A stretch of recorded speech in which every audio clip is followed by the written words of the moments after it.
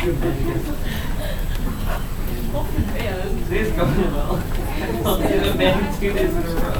I asked you to read for today this locker case. I'd like to talk about that. So this side of the room. This side of the room. Decision, the other side. Opinion. Yeah, judges. You know, there have been. I've been told that there have been. But there's no rule on what judges can write. There have been cases where the judges have actually given their decisions in the form of poetry.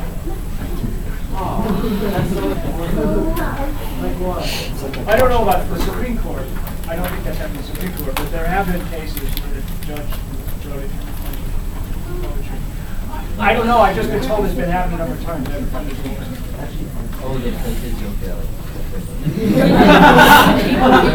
I'm going to write my decision in 50 words, in only these 50 words, right? And it's going to include the words green, egg, and ham.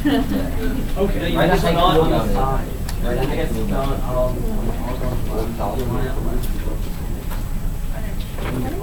there you go. Tell me about locker. Yes, October. So basically, he wanted the New York legislature passed a law saying that a bakery can't employ anybody who works more than 60 hours a week and no more than So part of the progressive era here is New York passes this law saying you can't make people work longer than this. Okay. And so the response is that like the court says that it's like against the federal constitution to be like restrict the hours because it's not for the benefit of the public health. So what's the point of doing? So is there anything in the Constitution about restrictions on hours when you work?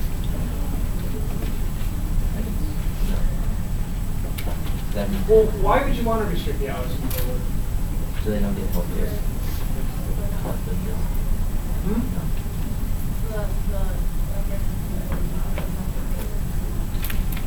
Yeah, but in this case, it was they were putting the state was putting limits on how many.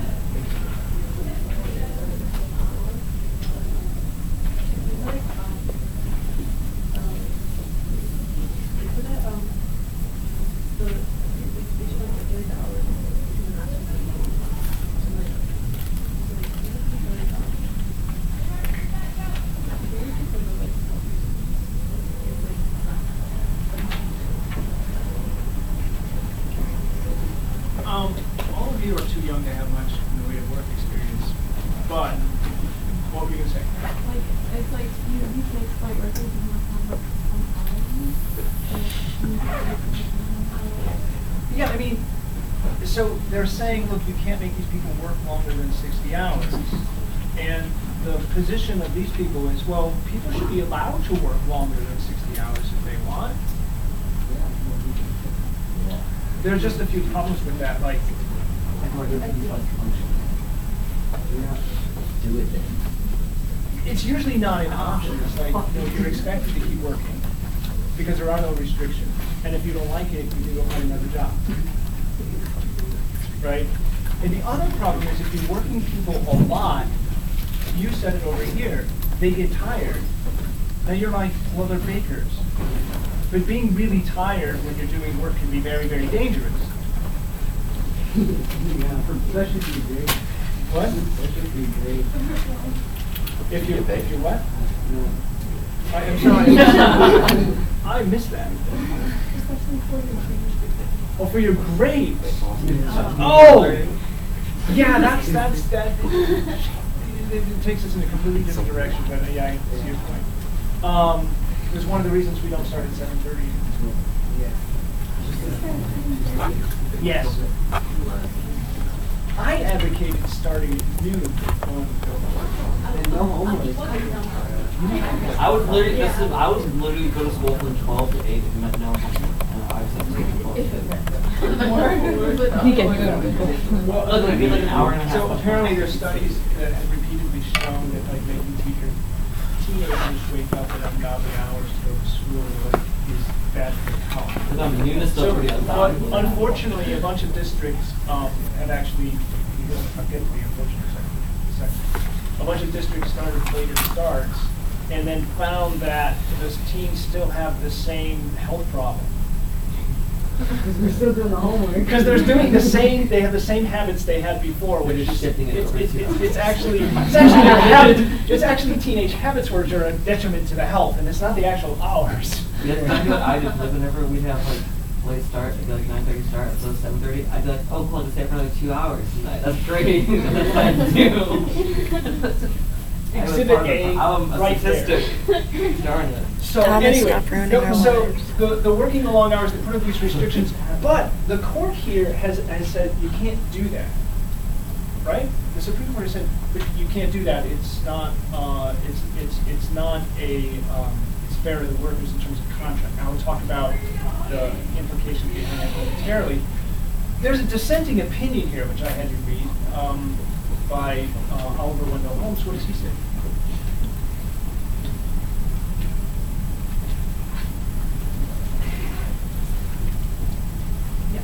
He said that it's the liberty of a citizen to do whatever he wants to as long as it doesn't interfere with the liberty of anyone.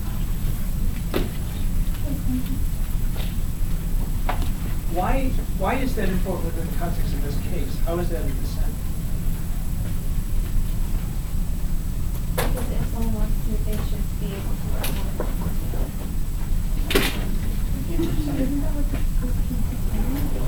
See, the more interesting part here is the assumption that the court makes in writing its decision. I assume that people don't want to work that much. No. There's nothing to do with that at all. It has to do. You have a bright future at the University of Chicago School of Economics, though. Not going to. What? Not going to. Other economists from other universities make fun of it all the time. Because according to the University of Chicago School of Economics, the reason recessions happen is because people don't want to work anymore. But this is what the other joke about the University of Chicago School of Economics is oh, well, that's fine in practice, but how does it work in theory? Normally you'd say the opposite. Well, that's fine in theory. How does it work in practice? At the University of Chicago, the economics department is saying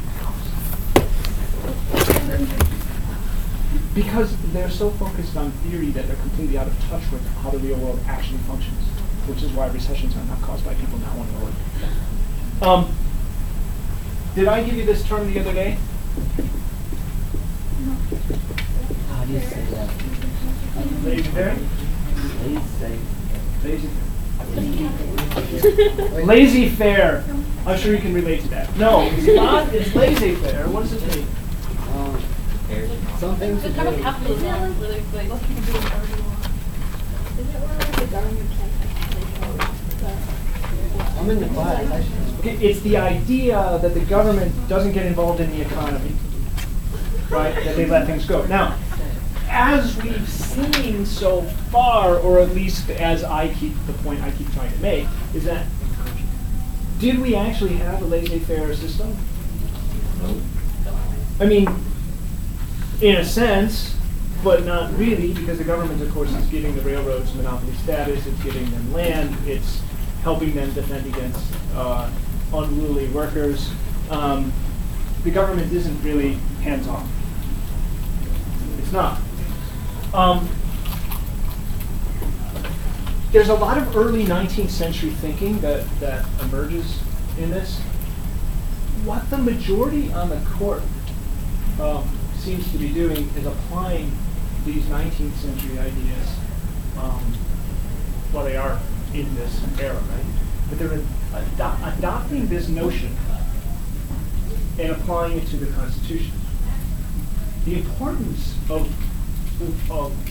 Holmes's dissent, which maybe is not immediately evident, the importance of Holmes's dissent is that he criticizes the majority for not seeing that they're applying economic rules that don't exist in the Constitution. It's like, wait a minute, it's not our job to put an economic light into the Constitution. Okay? There's nothing in the Constitution that tells us what kind of economy is supposed to be and what it's supposed to be.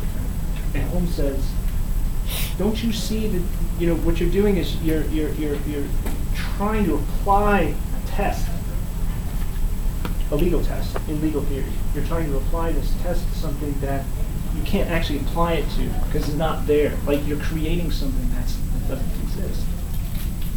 And this ends up being a real problem going forward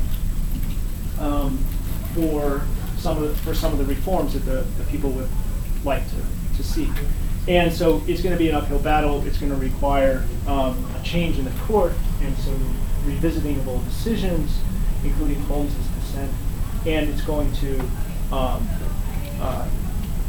because the Supreme Court is also going to, or the courts, I don't know if it gets to the Supreme Court, the court will also throw out the child labor laws initially.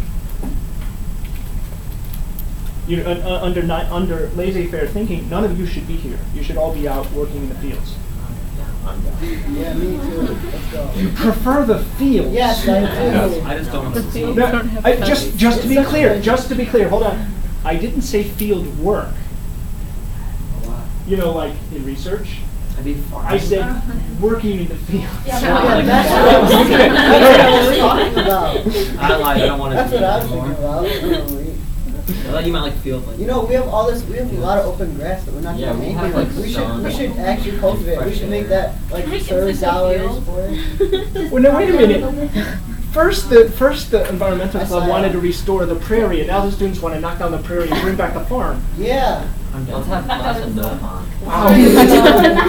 Generational change. Let's split it into two sections. One of which we get to knock down and rebuild. The other one we just burn. No. We I'll cultivate. Man, I'm telling you, when they get around to reorienting this campus, they should definitely divide it into north and south.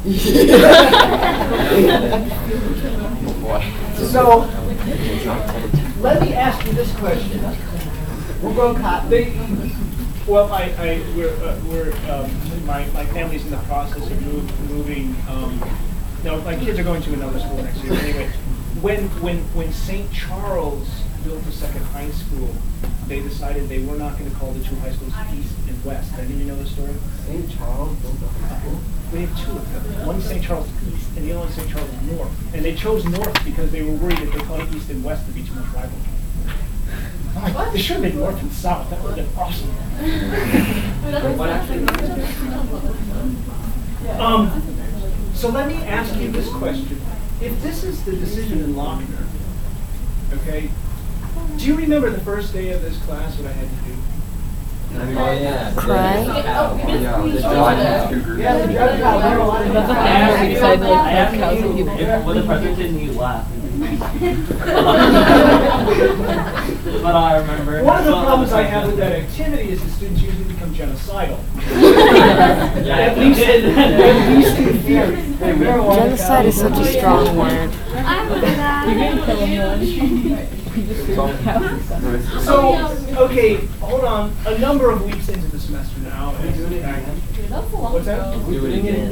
No, you're not going to do it again. You're going to answer this question. So what is the purpose of it? Oppression. No more government.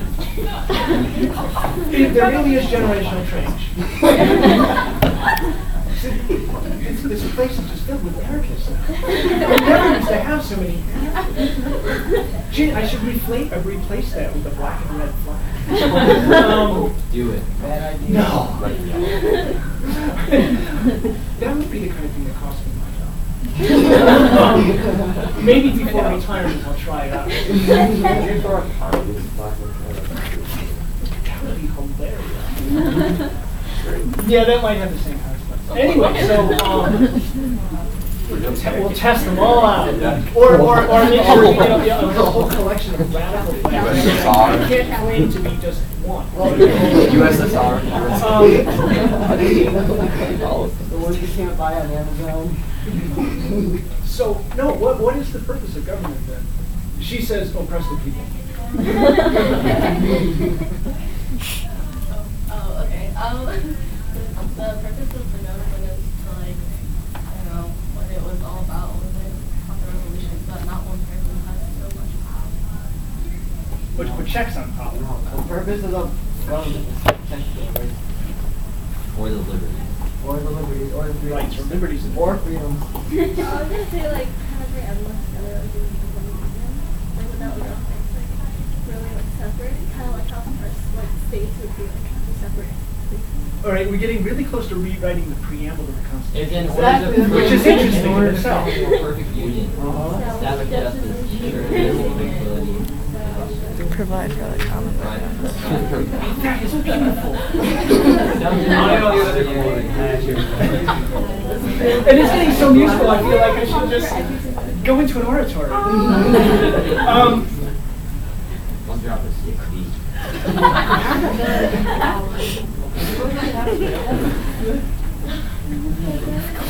Josh, beatbox. There you go.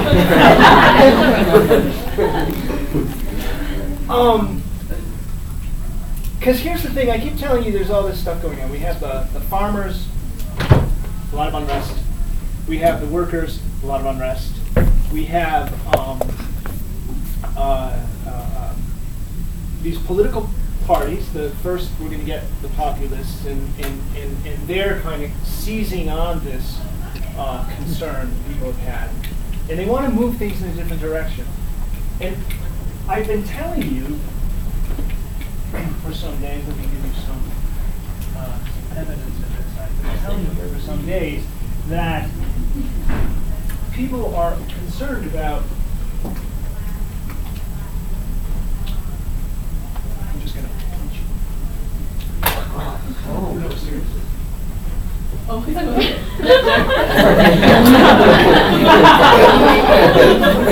Thought he was gonna Mario it. That was more like a poke.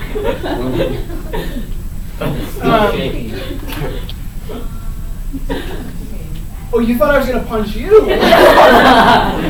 Why? Just poker.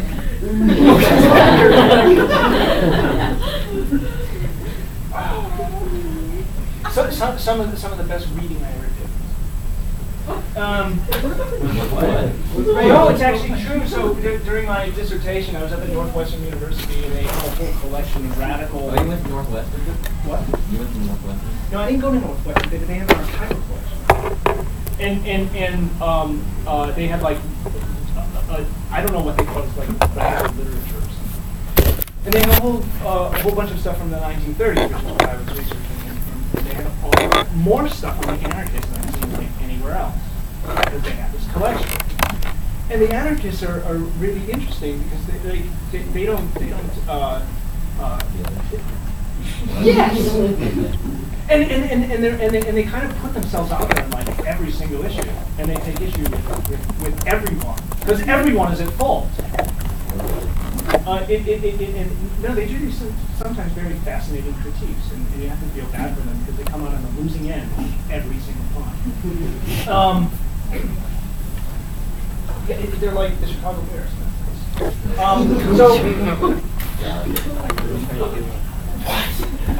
Are they not? Hey, Mike Dick is a lead actor. Wait, don't you have like? So, let me illustrate here. So Jane Addams, she's from I don't know if she grew up in Illinois. I don't know if she was born in Illinois, but she's in Illinois. I mentioned to you that the Midwest was kind of this epicenter. It's also going to be the center for the progressive movement, as I will show you momentarily. Addams was the lead behind the anti-sweatshop laws that end child labor. Illinois is the first state to pass such a law, and it was by her efforts. She she's interested in the conditions that created this situation in the first place. So here she says, a large body of people feel keenly that the present industrial system is in a state of profound disorder, and that there's no guarantee that the pursuit of individual ethics will ever right it. We do not like to acknowledge that Americans are divided into two nations. And she's right, the large body of people, there's so much, I mean, so many people saying the same thing as her. She later writes, as she's looking back on these events, even in our short struggle with the evils of the sweating system, it did not seem strange that the center of the effort had shifted to Washington. By that time, we had realized that the sanitary regulation of sweatshops by city officials and careful enforcement of factory legislation inspectors will not avail, unless each city and state will be able to pass and enforce a code of comparatively uniform legislation, as the very existence of the state depends on the character of its citizens. Therefore, if certain industrial conditions are forcing the workers below the standard of decency, it becomes possible to reduce them by the state regulation. She recognized that if you pass anti-child labor laws in Illinois, okay, that's fine in Springfield, but if you're over on the border, if you're a business, you just say, okay, fine, I'll go to Indiana where I can continue using, 13-year-old girls. Why they have to be brutal? What's that? Why they have to be brutal? Because for some reason in the sweatshops, it's almost always girls. As I will again endeavor to show you momentarily. So Adams didn't get to be governor. If she had, she might have had the popularity of this guy.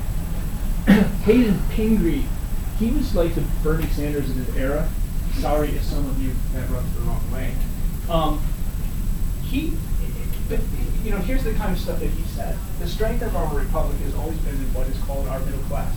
It would be little short of calamity to encourage any industrial development that would affect unfavorably this important class of citizens. And he goes further. In this speech, which he later publishes, and it was widely read, and he would talk to really big, boisterous crowds, the new industrial giants made it impossible for the individual or firm to do business on a small scale. Trust concentrates the ownership and management of all lines of business activity into the hands of a very few. And the trust is the forerunner, or rather the creator of industrial slavery, using this 19th century terminology. The degrading process of the trust means much to the future of the republic on democratic principles. A democratic republic cannot survive the disappearance of a democratic population. He sounds like Jane Addams, right? But he's putting it in kind of larger political terms about the Constitution and the democracy. And just so you don't see this as just being in the North and industrial, Milford Howard, who was a congressman from Alabama, is saying the same thing. The middle class is rapidly disappearing and being absorbed by the very poor. The middle class in this country was formerly larger than both the capitalistic and wage slave classes. It's interesting, here's a Southerner using this wage slave term, which was the phrase that the workers in the North were using against people like the King Cotton speech. Now the wage slave class is larger than 5 million than both the other classes combined. Soon the middle class will entirely disappear. This is what people are actually worried about at that time. The farmers are feeling pressed, and the middle class is also feeling these pressures. And at the same time, they're seeing an incredible amount of accumulation of both wealth and political power among a very few people. Yes? Before this, how much of the farmers were middle class? How much were poor? So there are, I can't give you a quick answer. Right. So we're looking at I have so in another slide I actually have some specific examples in the cities. But remember, 90% is farmers at the time of the revolution, right? 10% in the cities. as the 19th century goes on, this number is going down to, oops, this number, 90%, is quickly approaching 50%. And these numbers are growing. What are the improvements?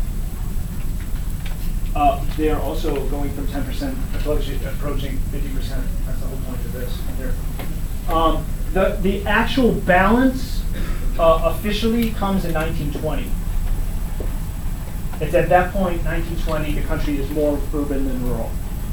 Okay, but this transition is being felt, and the farmers who initially could work for themselves, and this is also what they're feeling, all those recessions in the late 19th century, that's where they're really starting to feel their numbers are dwindling, and at the same time, it's harder and harder for them to get by, and it's costing more and more for them to ship their goods and do that.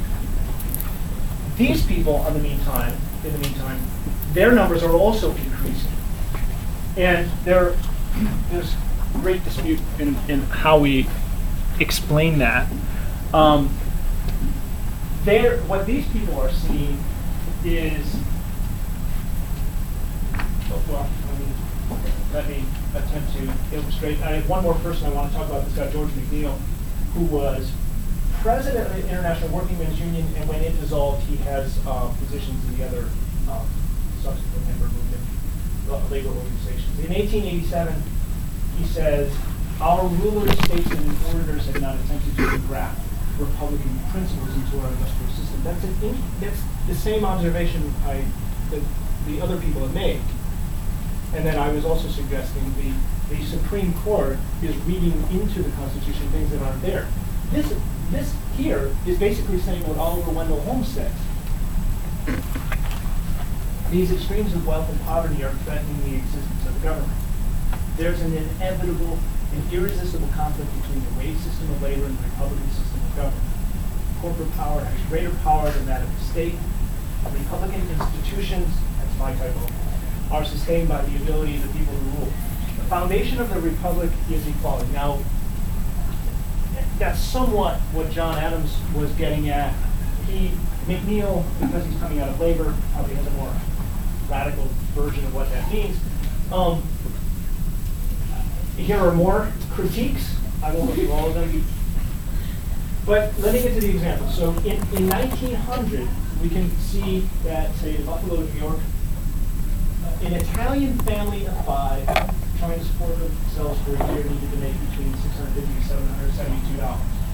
But the laborers in New York were only making between $364 to $624. You'll notice that even at the high end, it's still below what would be considered, a living wage. The average in manufacturing was around 435, coal miners 340, domestics 240, agricultural labor, there's the farms, 178. This is annual. What's that? Yes, these are all similar measurements. Why In this case, it was because somebody who had been studying Italian immigration in Buffalo had come up with the data. In Chicago, a packing house worker, did I mention, no, I didn't mention packing house workers, I will momentarily. They made 38% of their income, 30% of the income that was actually necessary for a family of 4. In Pittsburgh, that number was 75%. And there's also this difference between people in non-industrial or white-collar professions and people who are unskilled in terms of life expectancy. Now, do you know how we calculate life expectancy? Well, we come with an average, but we're like, well, yes, how will we live?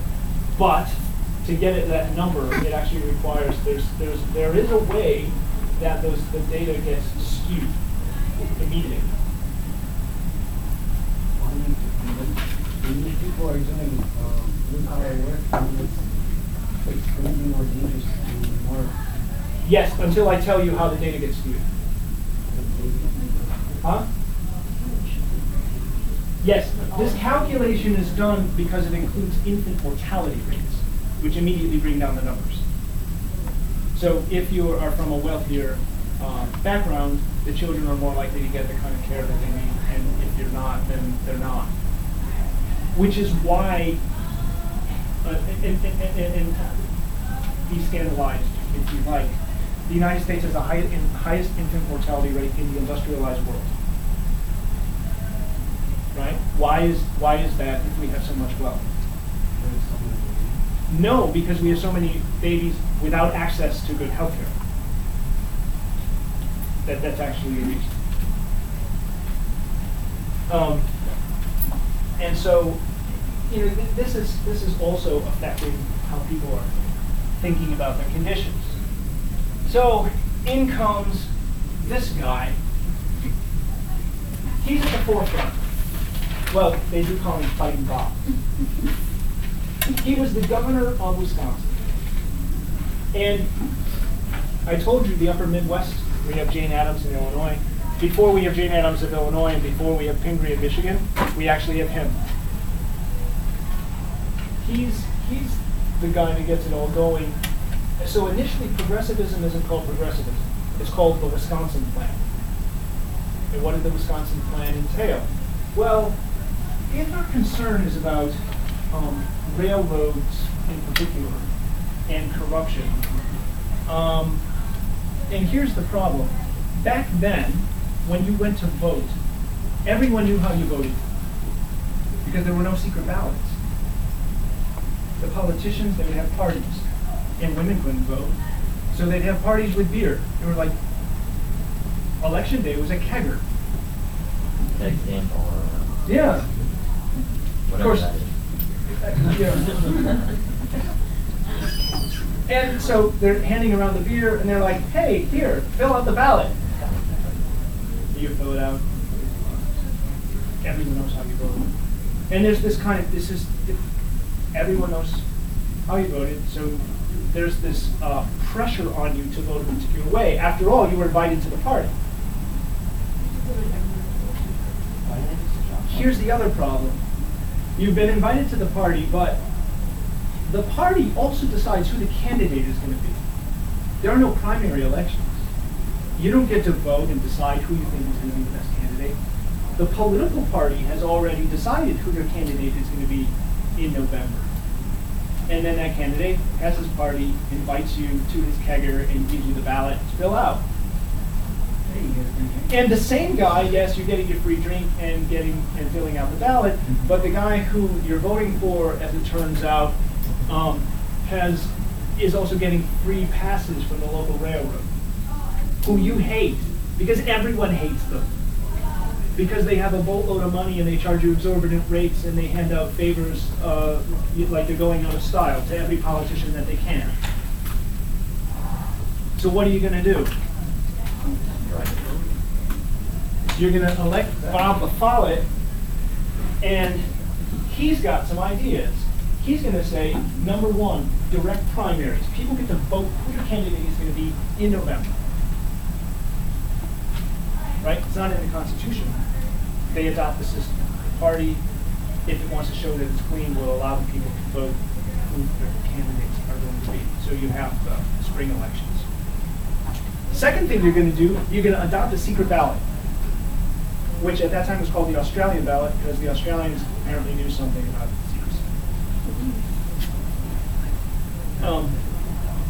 What's that? They're thinking. What about your Spoken like a true New Zealander. What? Well, the New Zealanders will always remind you that they have two things going for them. One is that they pronounce their vowels better, and the second is that they don't have, and they have better ancestry. There's full stops and half stops. The New Zealanders were not, New Zealand was never penal. The penal colony had a penalty, yes, prison colony.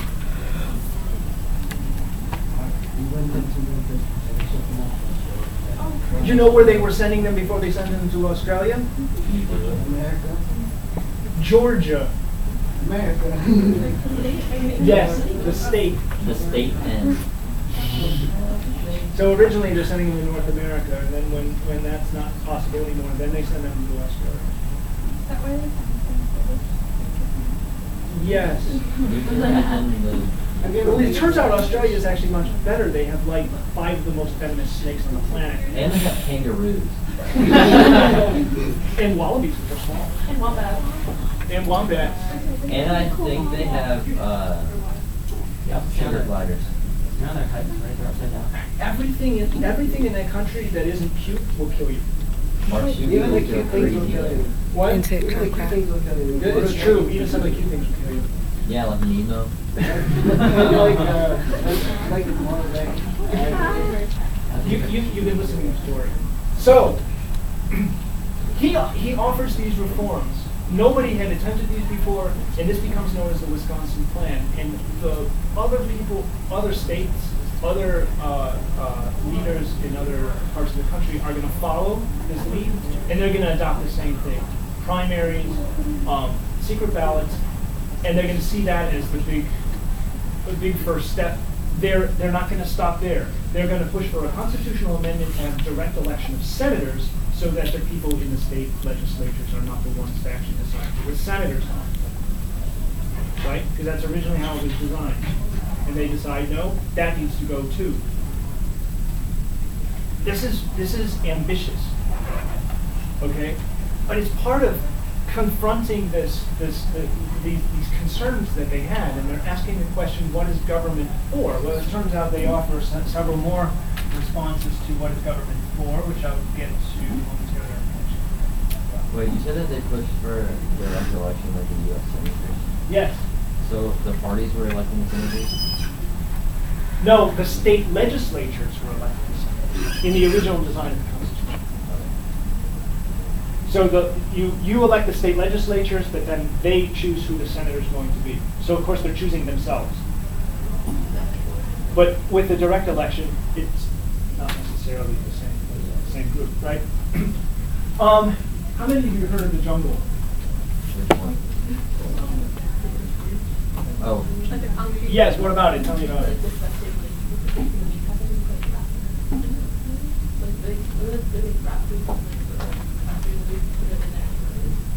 Oh, it's not. See, it turns out that rat feces is like the smallest of your problems. So, Upton Sinclair was they called him a muckraker. This is what they call investigative journalists. He was a writer trying to uncover all of these injustices and the stuff going on in this new industrial system. He decides he's going to go to Chicago and visit the packing houses. And I'll talk more about packing houses also. And he wants to show what the conditions of packing houses are like. Now he has an agenda. Sinclair, and this isn't the last we're going to hear about from Sinclair. I will talk about him more later on in a different context. Sinclair was a socialist and is trying to convert everyone to be socialist. That's what he wants. So he writes a serial novel. So it's published one chapter at a time. And everyone's waiting to what's the next chapter going to be. Right? He publishes it in Harper's Magazine. And he's trying to convince people to be sympathetic with the immigrant workers, to go out and join the socialist party. But in the course of his description and his investigation, because he's writing fiction ultimately, it's pretty bleak fiction as it happens. He includes details about people like cutting the meat and accidentally, chopping off their fingers, and then the fingers end up in the meat, and then that meat is consumed by the consumers at the other end. And he goes on in this book. His series here is a bestseller. The president reads this. It becomes a book of junk, right? And as I said, it's a little bit bleak on a bunch of levels. But other people are actually going to try to find out, is that true? The people are chopping off like digits and leaving them inside the sausage that I just consumed on Saturday night. if you read it in a book, then of course it's true. Well, because he's writing fiction here. It's not intended to be. It's historical fiction at this It was contemporary, and it's historical fiction now, but he was observing actual conditions. So it turns out people confirmed that it in fact happened. That these kinds of conditions were real. That the conditions in the packing houses really were really bad. There was no sanitation code at all. And the result is Sinclair wanted to convince everyone to become socialists, but instead the government creates the Food and Drug Administration. And his response later will be, I aimed at the public's heart, but by accident hit its stomach. So remember I asked you, so what's the purpose of government? What does the FDA do? Okay, how do they do that?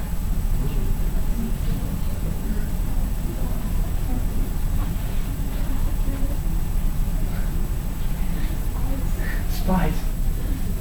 No, they're not spies. They're actually people working for the FDA who are sent out to inspect meat and food and drugs. They're inspectors, health inspectors, and they're actually showing up. Health inspectors. But okay, but hold on a second. The government didn't have something like this before, but now you have it. So did this person know that this happened, or was intentionally? No, he knew. Oh, But people were reading it and they're like, oh my God, is that true? And then it turns out, yes, in fact, the conditions really are unsanitary, and the whole rat feces thing, turns out that's true too. So they adopt an FDA, and with the Food and Drug Administration, they adopt rules.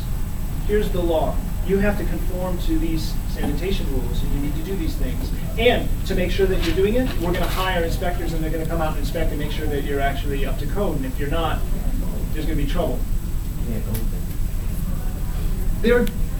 This is when I ask you the question, so what is government for? The progressives decide, well, the government should be working for the people, and it should be enforcing health regulations, which means we need health regulations. We need an agency to enforce health regulations for the people. Because who wants to eat rat feces and people's fingers? Carnivores. Well, carnivores mean cannibals.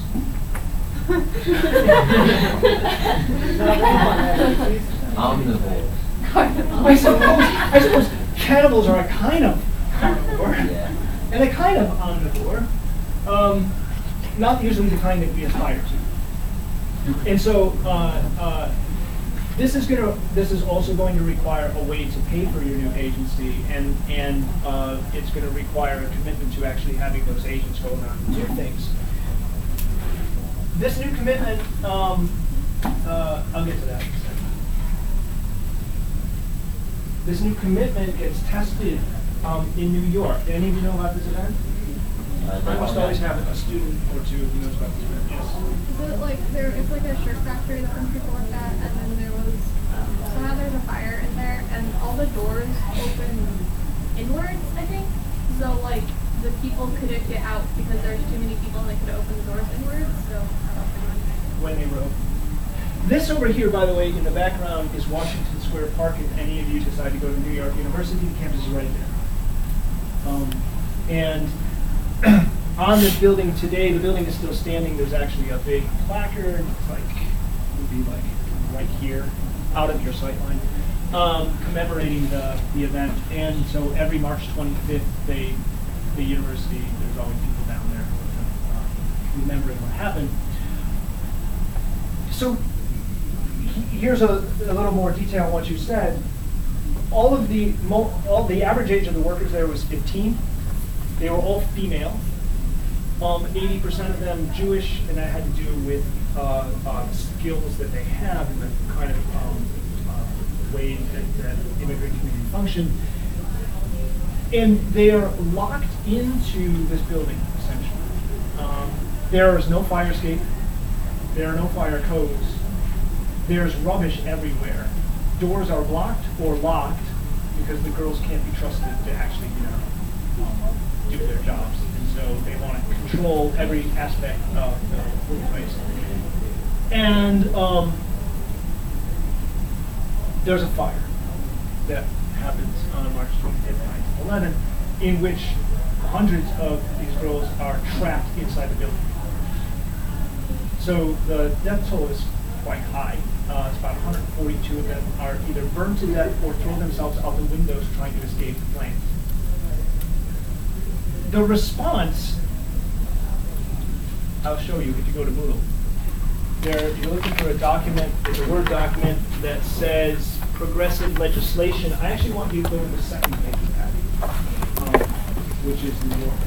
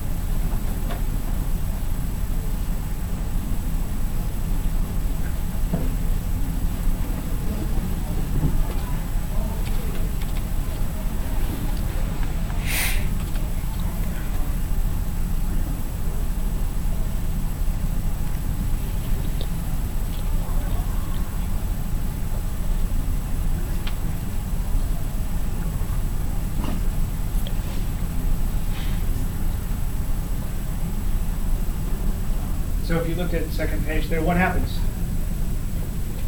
You see the date?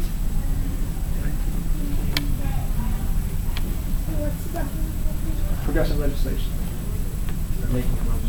We're looking at the second page. So this event was in March of 1911. And it takes a couple of years, but in 1911, Teddy Roosevelt, we're going to come back to that. Teddy Roosevelt was president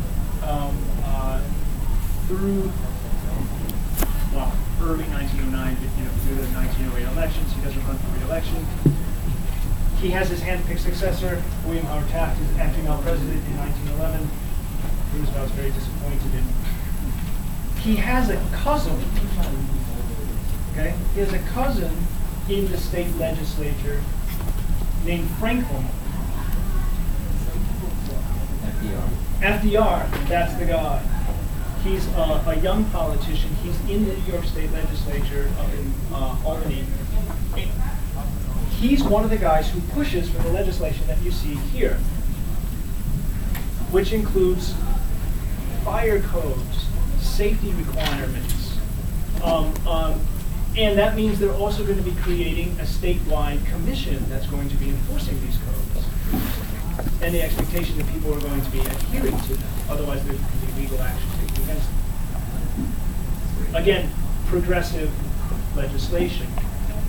Again, trying to bring the government to bear for the benefit of the people.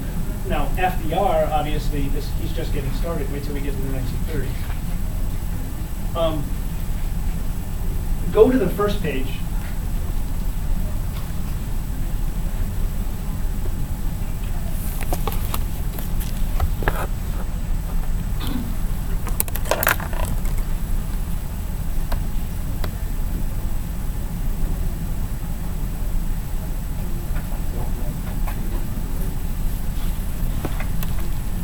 So here's another innovation.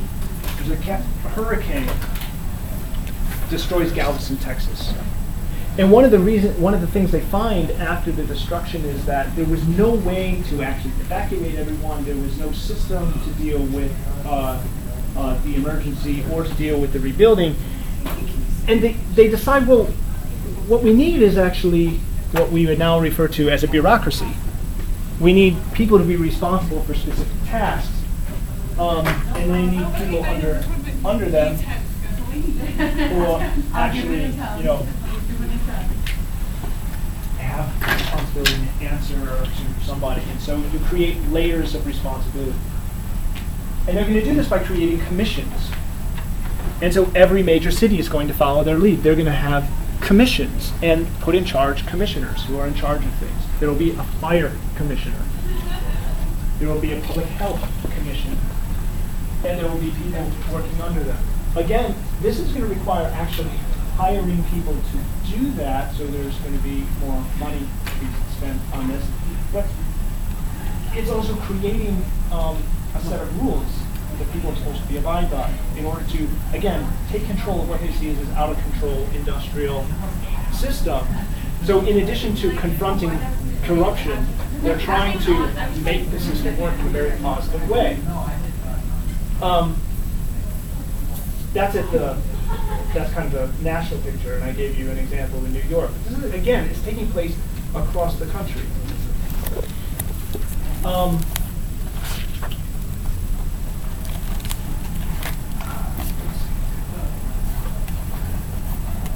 Reese, I don't know if we're going to have time for Reese. Be back up.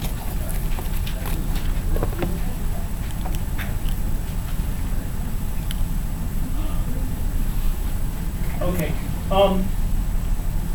I think that's it.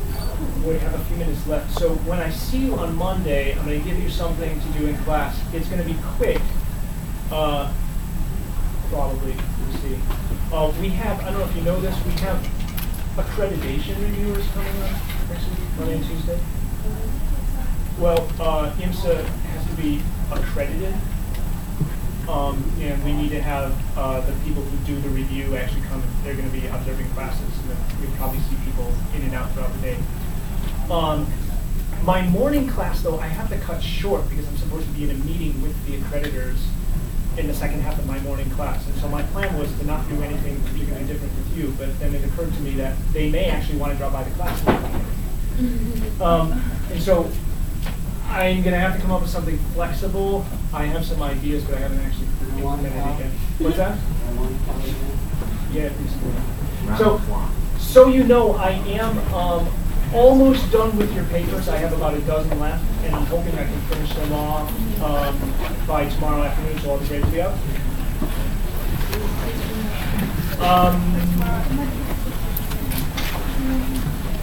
Not anything else to do, just I'm telling you what's going on today.